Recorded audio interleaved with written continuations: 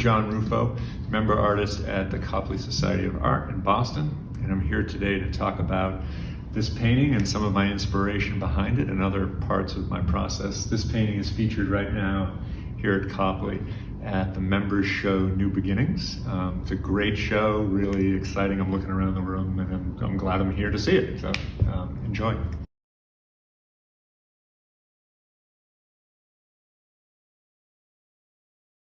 I think there were several moments. I think, I was trained as an architect and trained in drawing, drafting, design, but through the art education that was part of sort of the RISD program when I was there, we went and we saw a lot of things. And I spent a year in Italy, and there were some moments coming across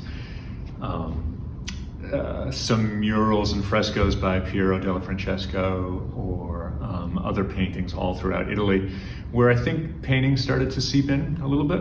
And then I would say post-college experience, my wife Caroline, who's also a member artist here at Copley, she was always painting ahead of me, and I got very interested in it when we would go to the Cape and she would paint.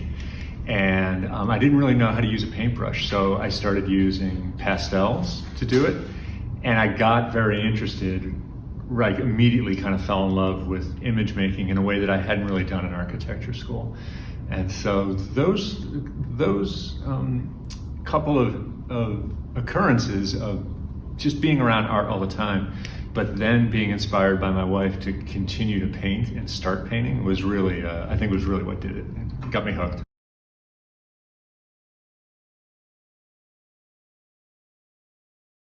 Well, let's see.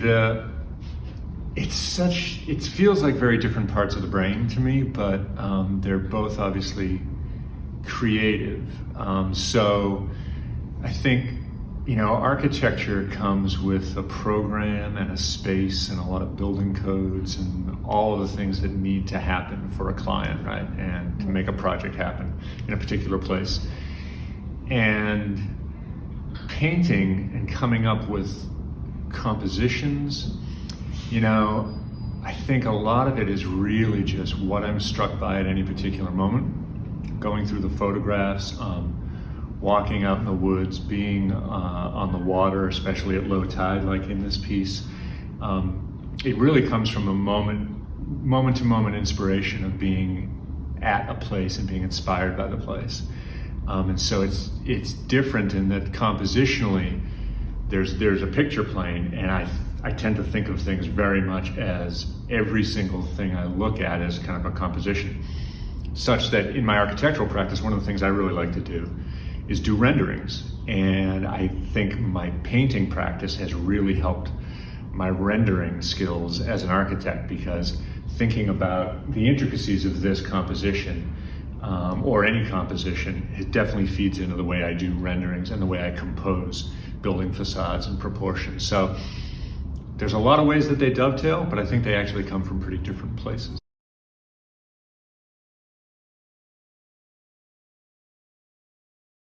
We try to spend a couple weeks every year down at the Cape, and this is in Brewster. So Brewster, on the inside of the Cape, it's got those long mud flats, sand flats at low tide, and you can walk out like literally a quarter of a mile and only be ankle deep. So in this image, what I love about that is just how different the landscape is. It kind of goes on forever, and it's unlike what you get just in suburban Boston or another place. And so what I'm tending to get at in these kinds of works are that I'm really interested in the very, very subtle topography that is at the mudflats, where you just get a little bit of a high piece of sand and then a little bit of the last tide as a river that kind of snakes its way through. And then a boat that is moored into the ground causes its own little microclimate of changes and whatnot in the sand and the ground around it. And I'm really fascinated by the way that little buoy and the mooring and the rope shape everything around it, as well as the boat itself, which is at low tide. I'm much more interested in boats at low tide because they always sit at a funny little angle, and they're just more interesting to me that way. I'm not actually a sailor. I'm more interested in the boats as objects and things that cast shadow or things that are reflected in the water. So yeah, all of that walking along those beaches and being there inspires just endless kind of imagery for me. So I find that to be the catalyst of almost any piece. It's just being there.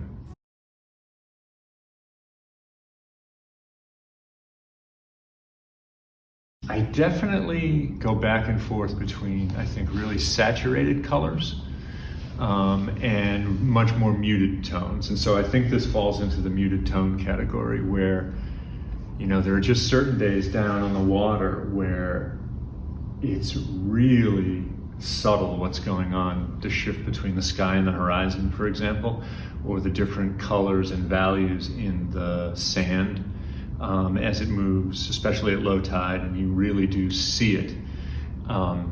So the color palette comes from an interpretation, I think, of very much the blending of sky and land, which I'm often more interested in the topography that's in the sky than the topography that's on the ground.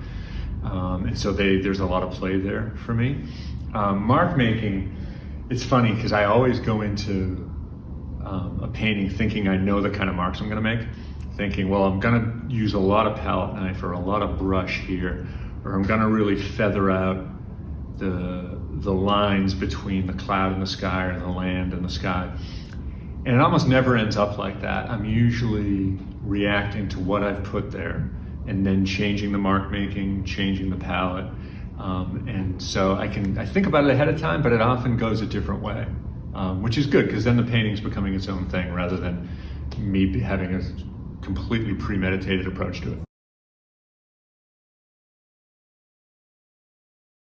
It provided the opportunity, kind of the excuse to reintroduce myself to the landscape around my house, the birds and the wildlife around my house.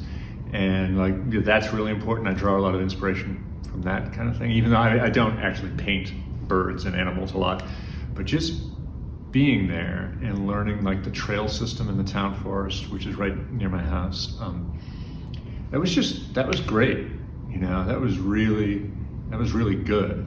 That was one of those silver lining moments, and I know it's tough to talk about that in the pandemic, but that was one of those things that really contributed to what I was doing and how I was seeing it. And I think just being there rather than commuting every day back and forth, because I haven't really been into the office much at all, I think that provided more time to take in the world around me and think about it and draw and paint more. One thing that I was going through last year at the same time as COVID is I was actually going through cancer treatment. And when I went into radiation in September and October, I brought my sketchbook with me every day. And I drew in the waiting room, because I'd have to wait a certain amount of time before I could go in. I would draw every day my little sketchbook, and I'd make sure I did one every day.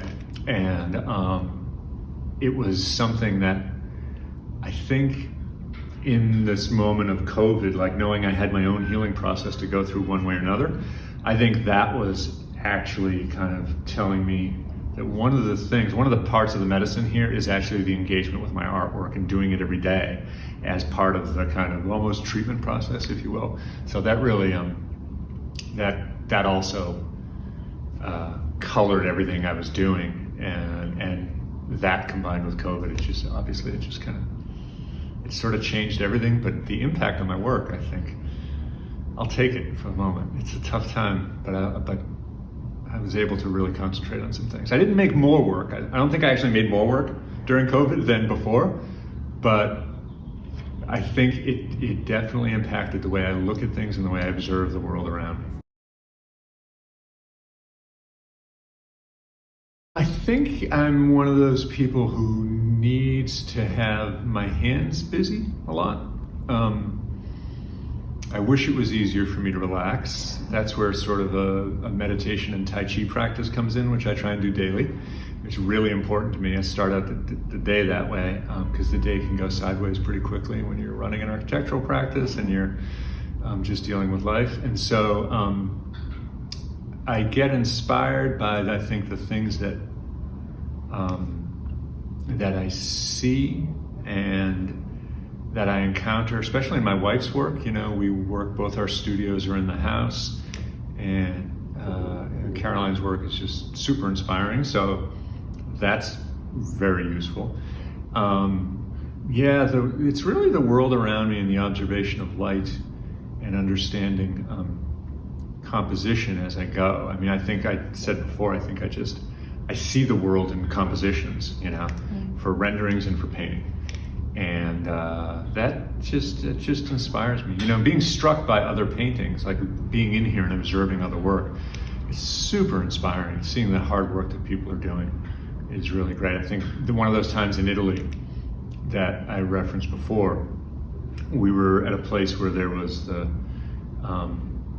famous fresco of Christ rising from the tomb, and he's just staring straight at the camera, so to speak, and the soldiers are sleeping in front of him, and he comes up out of the tomb and he's just looking like right at you. And I walked into the room where this was a fresco and I didn't see the painting. I walked to the middle and I turned around and there it was. And it was just a moment where I think my knees literally buckled. I wasn't thinking about the painting. It just kind of shot through me as a pure sensation. And I think, you know, it just speaks to that stuff moves people. And so another thing that inspires me is the fact that people feel enough about your work that they're going to purchase it and they're going to take it home. It's going to be on their wall and it's going to help them with their daily transcendent moments that they need, you know? So that's really actually quite inspiring, to get the work out there and feel like it's a part of someone's life.